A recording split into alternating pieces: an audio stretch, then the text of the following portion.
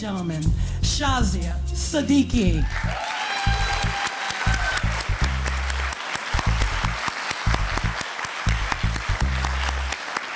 My dad lives in Spring, Texas, along with my mom and my youngest brother. I was born and raised there too. My dad and I, we never really talked much, as our communication was more about each other's presence. And so when I moved to Michigan almost 10 years ago, it strained our relationship. We were on good terms, but we just weren't used to talking. And so our phone calls were mainly just about hearing each other's voices. So a conversation would look like this. Hi, how are you doing? Good. What are you up to? Oh, nothing. Okay, bye.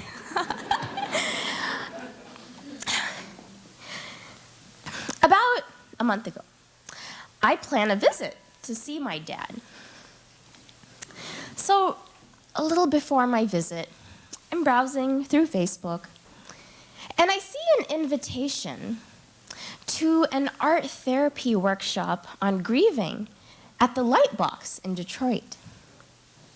So, when I moved to Michigan, I went to grad school here at Wayne State. I became an art therapist. And so, I'm thinking, this might be a good workshop to go to get some ideas, for my work with my clients. But then, as I think about it more, I realize maybe the real reason I'm so drawn to going to this workshop just hours before my trip to Texas is to understand how I'm feeling about my dad. I never really pushed myself to think about him much. Maybe I was afraid of what was really there. I walk into the Lightbox in Detroit at the art therapy workshop. There's a quilt making station on the left. I find a spot there. There's paint and there's cloth. I pick up a small piece of canvas and I start making. I start thinking about my dad. My dad used to make this sweet, milky dish called sheer korma every single Eid al-Fitr, which is a holiday that commemorates the end of the month of Ramadan fasting for Muslims. So anytime Eid approaches, I start to smell this sheer korma, a smell that would fill our entire home. I used to be in my room, and I used to, the entire night, hear my dad shuffling around the kitchen, stirring the sheer korma so that it would be ready for us in the morning. And then we'd wake up, and we'd all have it for breakfast before leaving for the community Eid prayer. So we then left for the prayer, and when we get there, there's thousands of people there. And then after the prayer, the hall completely empties out. And we're still there because my dad, he's been attending these prayers since the late 1960s, and he knows everyone. And so, of course, he has to meet everyone before we leave. My dad, he really, really loved people. We always had guests over at our home.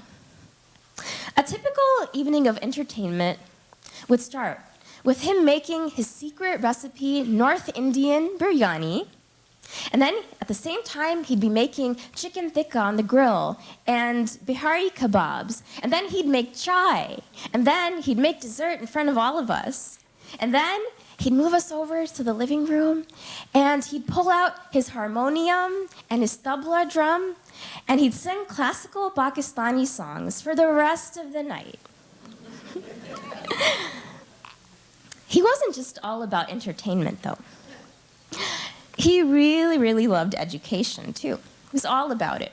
In fact, he used to drop me to school every single day. He used to wake me up for school every single day.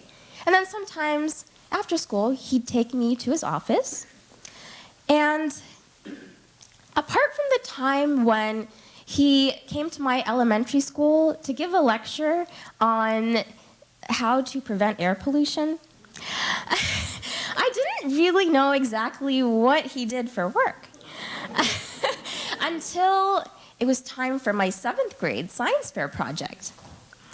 So he pulls up in our driveway in his pickup truck, and he says, come on out, Shazia, it's time to go sample some air.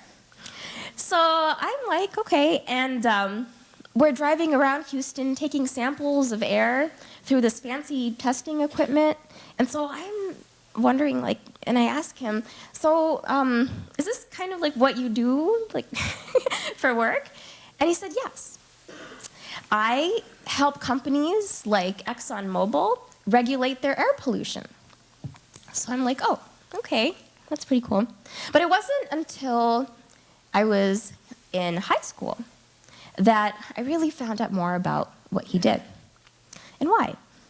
So you see, we weren't much of a talking family, and so it took an English writing assignment in 9th grade. It was an assignment to write a biography on someone in my life for me to actually learn.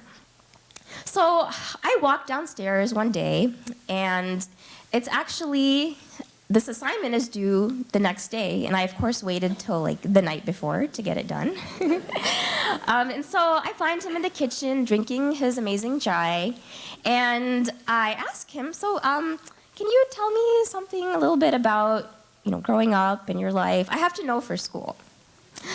So he starts. He tells me, well, I was born in northern British India.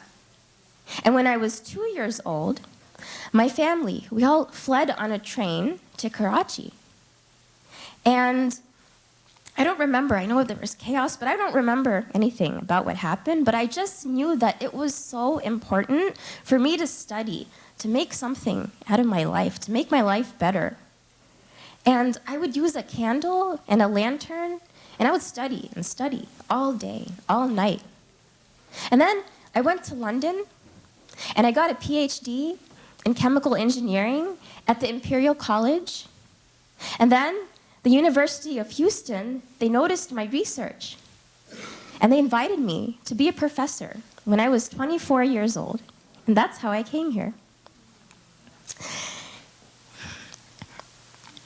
And then, in 1973, I developed the guidelines to train the United States Environmental Protection Agency on how to enforce the Clean Air Act. So I'm sitting here, I'm like, wow, this is so, I never knew any of this about you. So are you like an environmental activist? And he says, no, I'm not an activist. I'm a consultant. There's a difference. Because you see, protesting, making people angry, holding up posters, that's not what's going to make these large corporations listen. What's going to make them listen and make them actually make changes is to sit down with them and show them ways that they can reduce air pollution by still making profit. And so my dad, he was somebody who always wanted to understand the needs of people. He wanted to build bridges.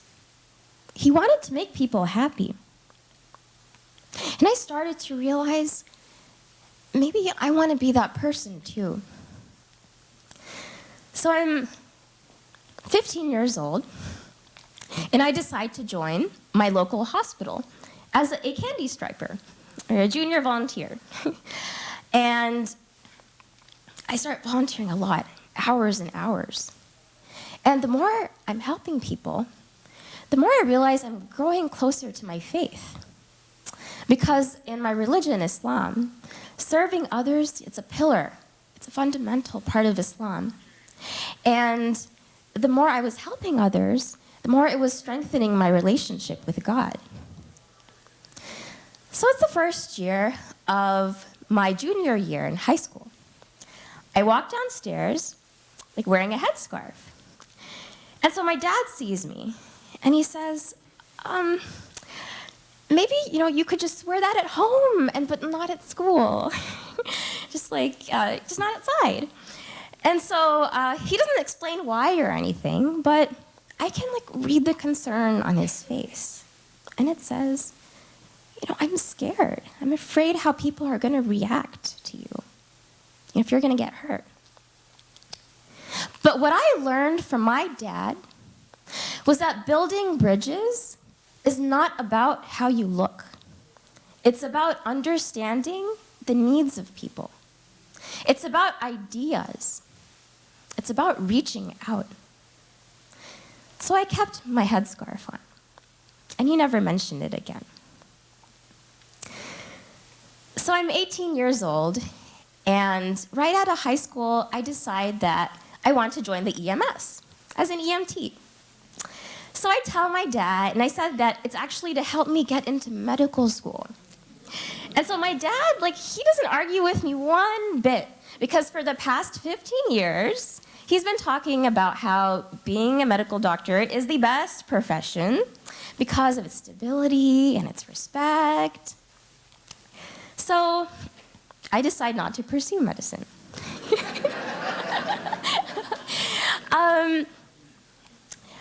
I realized that I want to get to know people on a deeper level. And so I decide I want to study psychology and counseling. So my dad, he's disappointed. But it's right after 9/11. And Muslim youth in particular are hurting. And so I had an idea, and I started building a program called MIST, which is the Muslim Interscholastic Tournament, which is now in 17 regions across North America, and has helped over 20,000 teenagers find a safe space to develop their confidence and to explore their potential to fill the world with beauty and peace. And so my dad, sometimes I would overhear him bragging to his friends about the work I was doing. And that's when I knew, that he was actually really proud of me. I moved to Detroit in 2007, and things just weren't the same between me and my dad after that. So much of our communication was about each other's presence, and that presence was missing. 2 years ago, my dad was diagnosed with dementia. He can no longer cook. He can no longer sing. He can no longer speak, communicate. He needs full-time care. When guests come over to visit, he sits for a minute, and then he walks away.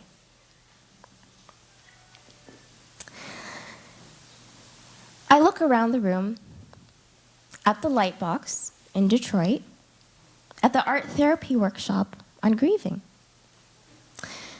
Everyone's still working on their pieces of the quilt, and I look down at mine. On one side of the quilt, it's light, with vibrant, colorful lines swirled around. And the right side of the piece is completely black, with those vibrant, colorful swirls turned into colorless lines moving downwards off the page. This is it. This is my dad now. I pick up my piece, and I walk over, to put it where everyone else's pieces are. And then I go back to clean up my space. And then before I leave, I notice that the facilitator has turned the piece around so that those lines are now moving upwards instead of down. I start to look at my dad's condition through a different lens. Yes, that vibrancy is gone. But maybe he's really going to a higher place. I think of a saying in my religion, Islam, that God only tests the people that he loves the most to elevate them to a higher position, a higher place in the hereafter. I hold on to this thought as I take my journey back to Texas. So I arrive at my family's home. My brother, he shows me a certificate that was just presented to my dad by Congressman Al Green. The certificate reads, "On behalf of the constituents of the 9th District of Texas, I salute your 40 years of unwavering commitment to building bridges between communities and promoting friendship." So I'm home. I settle down in the kitchen. My sister, she had just been to visit about a week ago, and she had told me that our dad, he didn't remember her. So I wondered if he would remember me. I see my dad standing at the balcony above the kitchen. He looks down at me and he smiles. His smile lights up the entire balcony and the entire kitchen. I go upstairs to greet him. And then he walks away. But all it took was his smile to remind me of a poem, his favorite poem, that he shared with me once when I was 15. This poem was by a famous Pakistani poet named Muhammad Iqbal, and it was called Bache Ki Dua, or Child's Prayer. And part of it read, "May, like the beauty of a candle, be the life of mine. May the world's darkness disappear through the life of mine. May every place light up with the sparkling light of mine." All it took was his smile to remind me of the vivacious, vibrant person that I will always remember him to be, because that vibrancy lives through me and through everyone whose lives he's touched.